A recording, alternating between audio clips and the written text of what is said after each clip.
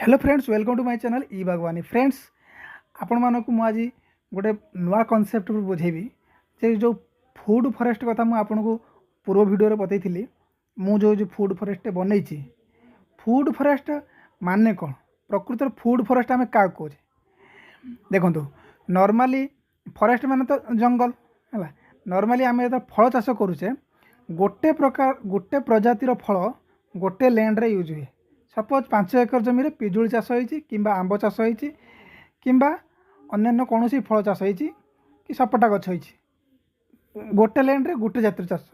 सेटा को आम फल बगीचा बोली कौचे है। सेटा को साइंटिफिक भाषा कौन कहुए ना मोनोकल्चर गोटे जातिर चाष है। कि फूड फॉरेस्ट कॉन्सेप्ट आम जानूचे एटी आर्टिफिशियल और नेचुरल दुईटा को आम कंबाइन करचे। आम नेचर को भी ध्यान दौचे आम निजर व्यक्तिगत स्वार्थ को भी ध्यान दौचे है। फॉरेस्ट आम फल बगीचा दुईटा को आम कंबाइन करते। फॉरेस्टा नेचुराली ग्रो होता है, फल बगीचाटा आर्टिफिशियली मनीष तैयारी करते हैं। किंतु एटा को आम आर्टिफिशियली गोटे बगीचा गोटे जंगल तैयारी करवा फॉरेस्ट तैयारी करवा। एठी किंतु टार्गेटेड गछ रहिबो जंगल रैंडमली जेकोसी गछ उठथिबो है। बाउंस गछ, सिरिसी गछ, कइया गछ कतु आरंभ करी अनाबना गछ इच्छा गछ उठथिबो जंगल।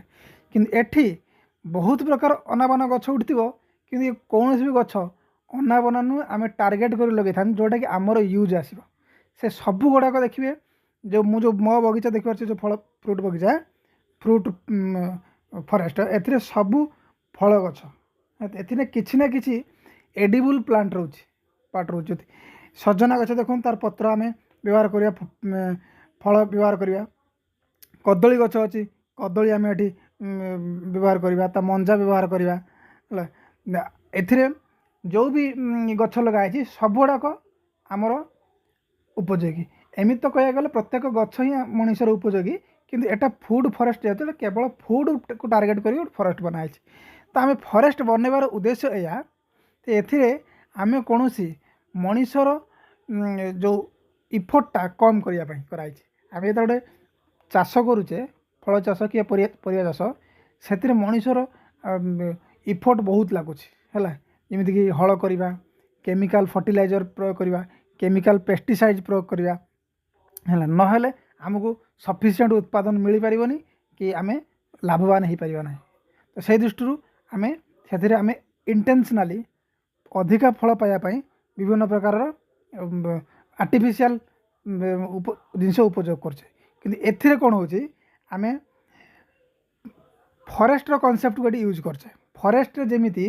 कौन सी लोक जाकि जंगल रे गछरे पानी दिएनी कि सार दिए ना कि कौन कूड़ा खुसा कैनि कि ऑटोमेटिकली वर्ष वर्ष धरी गछ गुड़ा तिष्टि रही ना कौन खरा जो धूम खरा हो 48 डिग्री टेम्परेचर हो ठुपे पानी भी जंगल कहीं पानी दिएनि किंतु से जंगल शह शह वर्ष धरी एक्जिस्ट करमती कर कनसेप्टा को आम ये एप्लाय करवा है। देखु एठी जो विभिन्न घास हो देखो ये घास गुड़ा को आम कौन करवा ना जो फल चाष नष्ट कर दिया जाए विडिसाइड यूज करी जो केमिकल घास मरा आस यूज कर मारी दि जाए। कि आम ये करूना एटी आम कौन करचे ना से घास को कटर मेसीन ले काटिकी से ही गछ मूल ही पकई दिया जो गछ मूल ही सी उठी है। जहाद्वारा कौन हम ना घास वायुमंडल विभिन्न प्रकार उपयोगी पदार्थ ग्रहण कर फस्फरस है, पोटासियम, नाइट्रोजेन ये सब को संग्रह कला। संग्रह करके गछ ग्रोथ है से गछ काटिकी से माटी मिसई दिया जहाद्वारा कि से माटी रे यही सब पदार्थ गुड़ा नहीं पहुँचला। जहाँद्वारा कि एटी जो आम फल गछ लगे सब से फल गछ गुड़ा उपयोगी है। आम कौन सी आउटसाइड रु आमको केमिकल फर्टिलाइजर देवाक पड़ला नहीं है। यही सब जी घास कि कदली पटुआ या जो तले जो कांडी कर दिया ए बायोमास बढ़ुची है, ह्यूमस बढ़ुची जहाद्वारा कि एगुड़ाक खत हिसाब से यूज होमको बाहर ट्रली ट्रली गोबर खत बुआ पड़ो ना है। प्रथम गोबर खत देवाक पड़ो गछ तो आम तो बगीचा आरंभ करुचे कि बगीचा वन्स सेल्फ सस्टेनेबल होगला निजे निज उपर डिपेंडेंस होगला आमको बाहर कौन प्रकार उत्पादन करा पड़ो ना।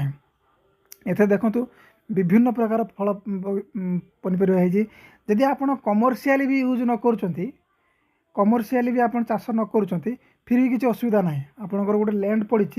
तो आपण यही टेक्निक्रे जदि आप विभिन्न प्रकार फल गछ पनीपरिया गछ लगे दिंती खाली प्लांटेशन कर दिंती आ पानी रे व्यवस्था टी कर दिंती ताले आपण घरे मैक्सिमम टाइम आपण फ्रेश वेजिटेबल और फ्रूट पाइपर है मैक्सिमम टाइम पूरा होल ईयर पूरा 12 मास जाक आप पाइपर है किंतु आपन को स्वल्प ध्यान देवाक पड़ो केमिकल पेस्टिसाइड कि केमिकल फर्टिलाइजर यूज करेंगे नहीं जहाँद्वारा कि आप फ्रेश वेजिटेबल पाइबे ऑर्गेनिक पाइपर है एथिरे मु कौन प्लांटेशन कर देखूँ कदली लगे मेजर क्रॉप तो कदली लगाई ता सांगर सजना लगा जाइए ता सांगर पिजुली लगा जाइए ता सांग सपेटा गछ भी मोर अच्छी है देखो छोट छोट गच पिजुली होती ए गच छोट हो ये बढ़ू ना ये हूँ अठालिया माटी माने माटी जो गढ़िया खोला है गढ़िया आड़ी की लगाई गढ़िया आड़ी तली जो हलदिया माटी बाहर से कौन एनर्जी न थाए से जो खोला है प्रथम लगाला ये बढ़ू ना कि बर्तमान गच बढ़िया आरंभ कला कहीं ए विभिन्न प्रकार बायोमास एड हो गला तेणु गच ये माटी बर्तमान उर्वर हो गला एमको आ कौन विशेष किसी इफोर्ट देवा पड़ो ना केवल वर्षा खरा दिन में पानी देवा पड़ो है ये गच जो जंगल जो माने फूड फॉरेस्ट बहुत बड़ा आकार धन नब गच बड़ बड़ पानी विशेष किसी आवश्यकता ही पड़ो ना कम आवश्यकता पड़ो सजना सहित ये देख सजना सब साँ बड़ी लगी ये गुआ गछ भी लगाई देखो ये सपेटा गछ माने जिते प्रकार फल गछ फूल गछ जहाँ मो माइंड आसला मु सब सपेटा धरची देखो जिते प्रकार फल गछ मार्केट देखिली आनिकी प्लांटेशन करदेली यूट्यूब रे सर्च करके विभिन्न हाइब्रिड जातिर गछ लगे जमीक मोर 12 मासी आंब भी ये अच्छी है थाईलैंड जो कटिमन आंब आउ ताइवान पिंक तो पिजुली ता सहित अच्छी मोर अलग फल गछ है नड़िया गछ भी लगे गोटे मरीगला लगे है गुआ गछ तो अच्छी तार सहित अच्छी हाँ पणस गछ जो वियतनाम पणस है विभिन्न भल जातिर गछ वियतनाम पणस सुपर आर्ली भेराइटी से लगे आप 2 वर्ष पर आप फल आस आरंभ है ए देखो सब कंपोस्ट कि सब बनूँ ऑटोमेटिकली कौट बाहर कंपोस्ट आने पड़नी पोखरी मोर खोलाई पोखरी खोलिकी आड़ी आड़ी बनई आड़ी मोर फूड फॉरेस्ट बनई सहित आड़ी बाहर भी गोटे एरिया पोता से भी कराई है ए फार्म को जगियापाई गोटे घर भी बनई देखो ए कौन प्रकार केमिकल आवश्यकता ही पड़ोनी डेफिनेटली पड़ोनी कहीं आप गोटे इकोसिस्टम तैयारीगला इकोसिस्टम जंगल जमी गोटे गछ अन्य गछ पर डिपेंड कर चलीगला ये से भाया आपड़ यदि गोटे जातिर फल गछ आप गोटे जगह प्लांट करदे कारण कौन से सेम टाइप खाद्य समस्त आवश्यक पड़ो तेणु ये कंपिटिशन चलो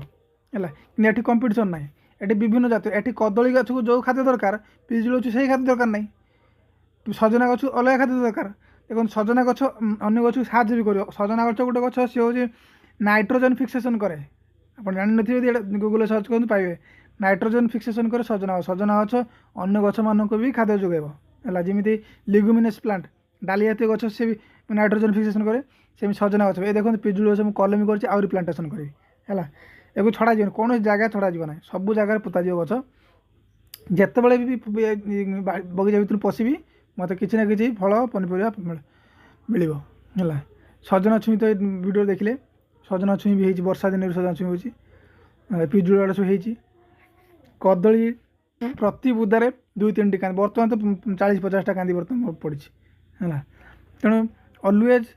कदली अमृतभंडा हाँ अमृतभंडा कथा मुझे कह भूल अमृतभंडा लगी